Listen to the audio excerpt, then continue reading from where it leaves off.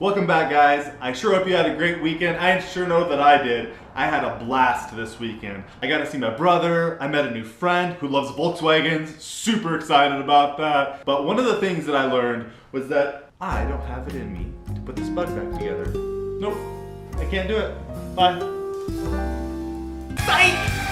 I'm gonna put the bug back together, but before I do, I can't do it the way I was thinking. There's so much rust. There's so many holes. And really those holes, they're just gonna be covered back up. Even if I communicate with whoever has the bug next, they're probably not gonna fix the rust. I feel it's my obligation to fix that rust. So, I might not know how to do it. I may make a lot of mistakes, but I'm gonna give it a shot. Tag along with me, and let's go digging in.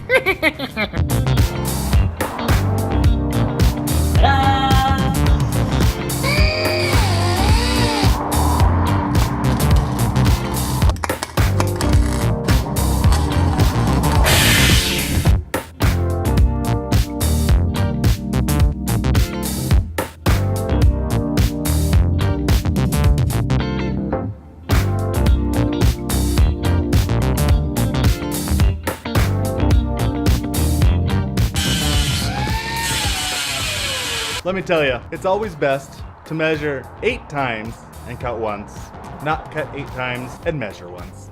I got this close, but when I put it in there, I went to look a little closer, and I need to make this substantially bigger, especially since we look at all this right here. I think I'm just gonna cut all of this out, come up, and just put one big plate here. I'm going to get to cutting this, and then on tomorrow, I will weld it a patch.